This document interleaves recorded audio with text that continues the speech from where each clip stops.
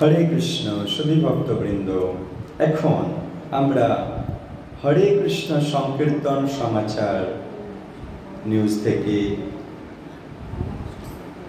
পয়লা ঋষিকেশ এই নিউজ পেপারে যে যে নিউজ এসছে আমরা সেগুলো পড়ছি।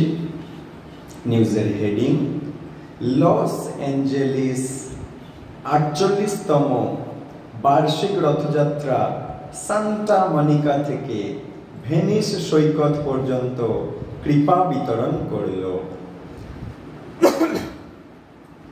লস অ্যাঞ্জেলেস 48তম বার্ষিক রথযাত্রা সান্টা মনিকা থেকে ভেনিস সৈকত, এই রথযাত্রা চলেছে এবং কৃপা বিতরণ করে করে গেছে।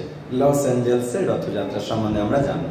দেখুন, ইসকন নিউজ 4 আগস্ট রবিবার ইসকন লস অ্যাঞ্জেলেস, যাকে বলে নিউ দ্বারকা, নবদ্বারকা, 4 আগস্ট রবিবার ইসকন লস অ্যাঞ্জেলেস নবদ্বারকা তাদের 48তম বার্ষিক রথযাত্রা উৎসব পালন করল।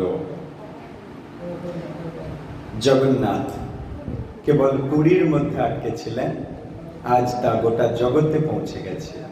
শ্রীল প্রভুপাদ ইসকন ফাউন্ডার আচার্যের কৃপায় আমরা দেখতে পাচ্ছি লস অ্যাঞ্জেলেসে আমাদের Jagannath Rathyatra.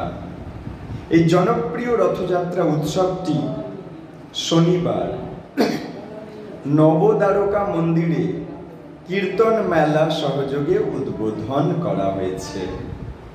Los Angeles county, California, যুক্তরাষ্ট্র এবং পৃথিবীর বিভিন্ন দেশ থেকে সমস্ত ভক্তরা সমবেত হয়েছিলেন এই রথযাত্রায় অংশগ্রহণ করতে। বিভিন্ন দেশ থেকে লস অ্যাঞ্জেলেস এসেছিল এবং ভগবান জগন্নাথ, বলদেব এবং সুভদ্রা মহারানী রথের দড়ি টানতে নবদ্বারকা মন্দিরের দ্বারকা রানী দেবী দাসী বলেন, এই রথযাত্রা এ যাবৎ কালের সর্বাপেক্ষা রঙিন, উজ্জ্বল, প্রাণময় এবং মোহিতকর ছিল।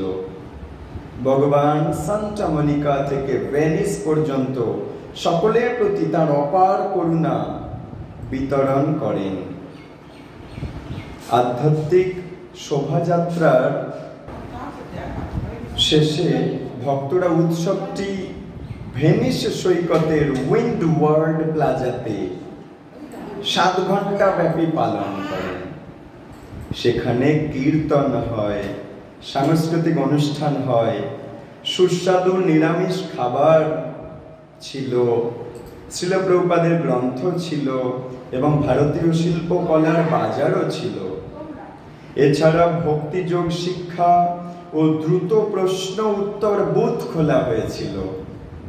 সান্টা মারিয়া ডেইলি প্রেস এবং অন্যান্য স্থানীয় সংবাদ মাধ্যম অনুষ্ঠানটা সম্প্রচার করেছে, যা সম্প্রদায় ভক্তরা প্রতি বছর আশা করে। নবদ্বারকা, লস অ্যাঞ্জেলেসের নবদ্বারকা মন্দিরের পক্ষ থেকে অনুষ্ঠানের বিবরণ ও ছবির জন্য একটা অনলাইন গ্যালারিও করা হয়। এই হচ্ছে লস অ্যাঞ্জেলেস 48তম বার্ষিক রথযাত্রা সান্টা মনিকা থেকে ভেনিস সৈকত পর্যন্ত কৃপা বিতরণ করলো। এই নিউজ আমরা পড়লাম।